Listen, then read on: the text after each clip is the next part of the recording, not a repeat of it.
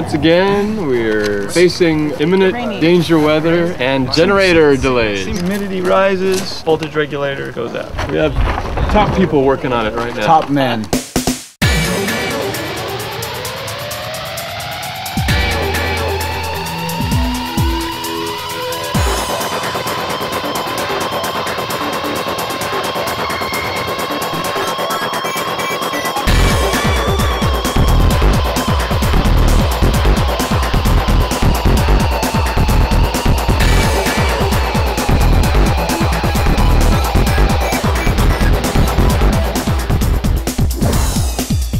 Three and a half years ago, I was kind of bummed out. Wife asked me, what's wrong? You know, I was just like, just tired of what I'm doing. She says, well, what do you want to do? And I said, well, I want to make a movie. So she says, well, do it. Always wanted to do a horror film. I called Rob up and I said, hey man, let's just make a movie. And he's like, okay. Met Rob and Norb and they were like, we're in. It's an ambitious film with all the different gags we have, from stunts to the car flips, the makeup effects. It's definitely a lot that I don't think most independent films would normally try to tackle. You did this to me! Frayed's basically a slasher film with a twist. Kurt came up with the initial idea of capturing a murder on tape. We grew up watching these movies in the 70s and 80s that had tons of suspense, very little blood, but were scary as heck. And so we wanted to recapture that kind of feel in a movie. That's what we think we got with Frayed. Less gore, more scares. Well, this actually all really began a long time ago, back in our elementary school days, where Rob, Kurt, and I, we used to make our own little short horror films. For a long time, we had dreams of making a big feature film like this, but it just never happened until years later. Here we go, the two directors. It's like this out-of-body tingly experience. I got that same tingly feeling. We're excited. The weather couldn't be any better. This was an incredibly ambitious shoot. A 22-day schedule, most of it at night. We were extremely fortunate to end up with some of the best crew from the Northwest, like Carl Bauer, our DP, Neil Holcomb, who was our gaffer. Everybody on the crew, to the assistants, were all top-notch. This is near the beginning of the movie where they've just discovered one of the security guards has been murdered inside the building. Okay, sound spade. Go AMR. Action.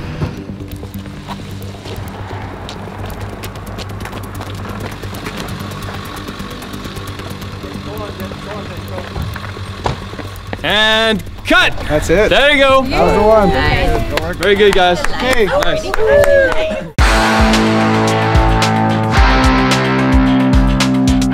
We had an outstanding cast.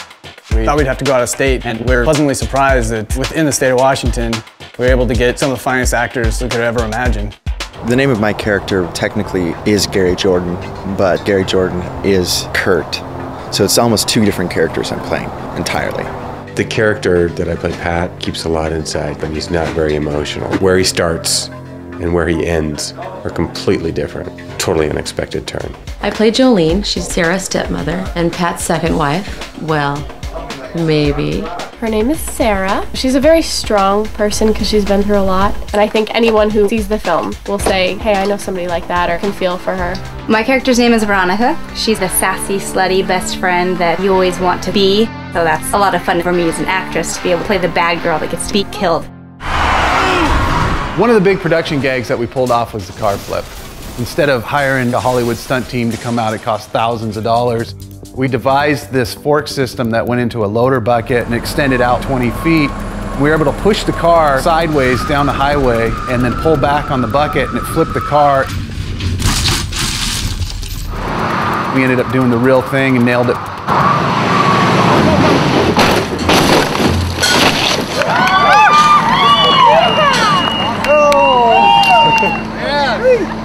And the roof is intact. It just worked out great. Life is so great, nothing is wrong. During that intense 22-day shoot, we definitely had our challenges.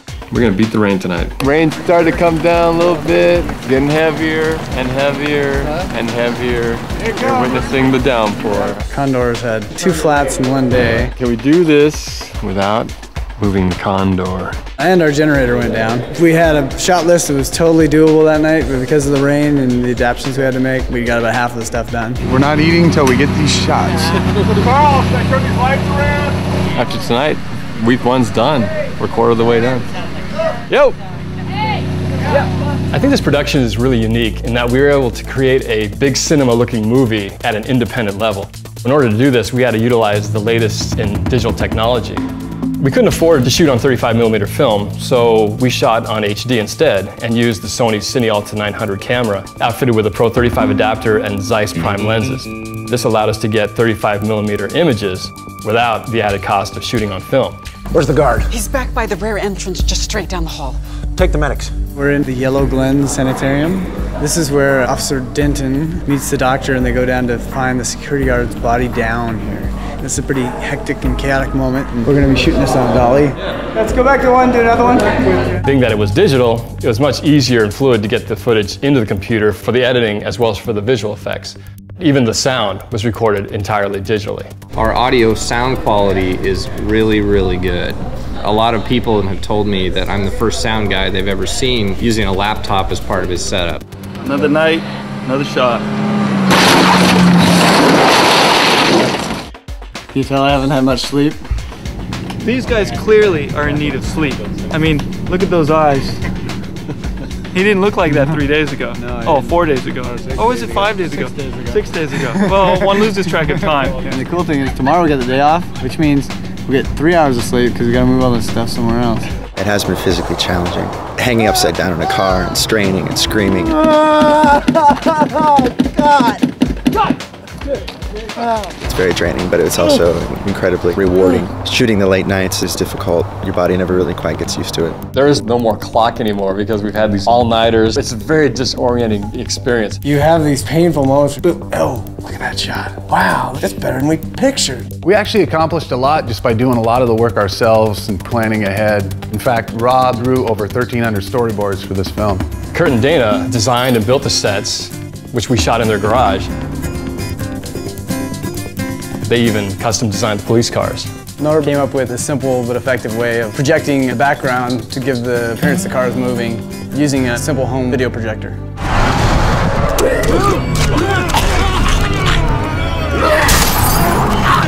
1, 2, 3. But give it a good 2 seconds of pain first. Like the, oh my God,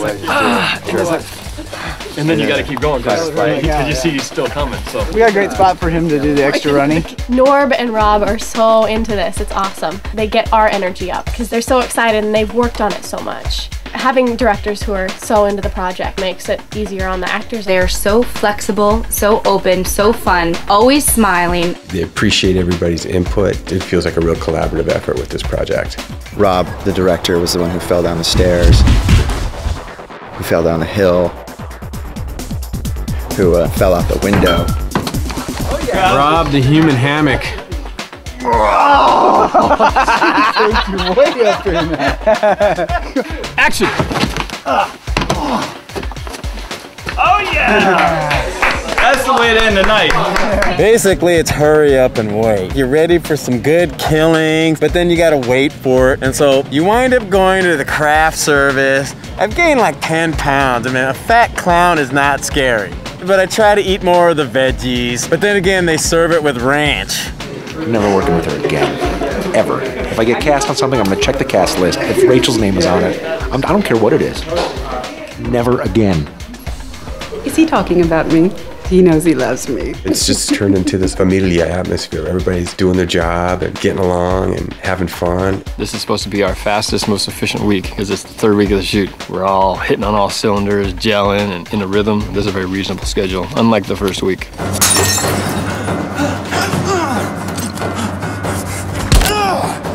Action! Being a horror movie, we knew that the makeup demands were going to be tough. We brought on Shelley Clark, who was responsible for the wardrobe and the basic makeup, as well as bruises, scrapes, and scratches. And then to tackle the more graphic makeup, we hired Tim Pearson.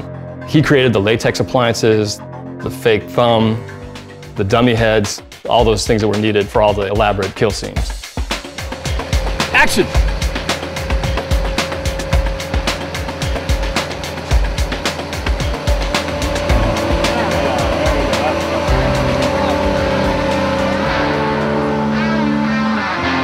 And cut! Come on back. We love that, but they're gonna talk us into one more. Frayed was shot entirely in Washington State. The city of Kent out in Carbonado, Washington, which is out by Mount Rainier National Park. It's also shot at St. Edward State Park in Bothell, Washington. And then we also shot out at Kurt's mother-in-law's house out in Olalla, Washington. On the last week of shooting, we moved to Kurt and Dana's mini farm in Puyallup, Washington. In their garage, they had constructed a soundstage that we used for the interiors of Yellow Glen and the Baker House. At that point, we had switched from nights to days, which took a toll on the cast and crew, especially us as the directors. Mentally tapped to the limit. Not much left. It's hard to even get up and think about doing another mountain worth of stuff. But we gotta keep pressing on, but man, I'm beat right now. We're the captains of the ship, essentially, day after day, and we can't take a day off. Every decision mounts on us. We have to be thinking not just one shot ahead, but try to get 2, 3, 4 shots ahead. Sometimes circumstances change, or he's got blood on his shirt right now, so we probably should shoot that scene here, even though the lighting set up. Or Lena's going in overtime now, so we should probably get hers, but Tony's waiting.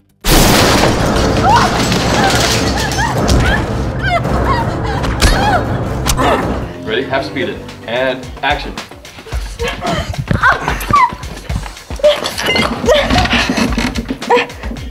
And then you're gonna have the screwdriver in your left hand. Oh yeah, and you pose to. Action! Action!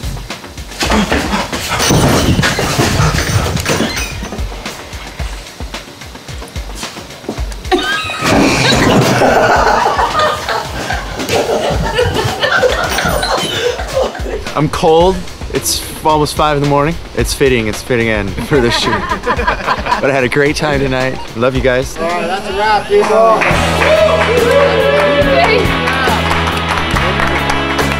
Here we are in Chuck's Auto Service, last day, wrapped. Looking back, we knew it would be hard, but it's harder than we ever could have possibly imagined. This has by far been the absolutely hardest month of my entire life I have ever had. All you filmmakers out there, listen up.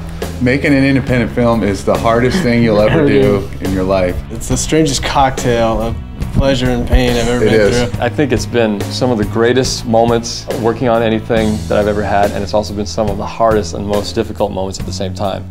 In the end, all we have to show for this is our film. And when we look back on the experience, that's what's going to make it all come together, because it's been such a labor of love for not just the last month, but for the past 3 years. It's been great going through it with these guys. We've been dreaming this thing together for so long. There's no shaving in Smith Haven. It's gonna be a scary movie. Scary, very scary movie. Chock full of magic and action.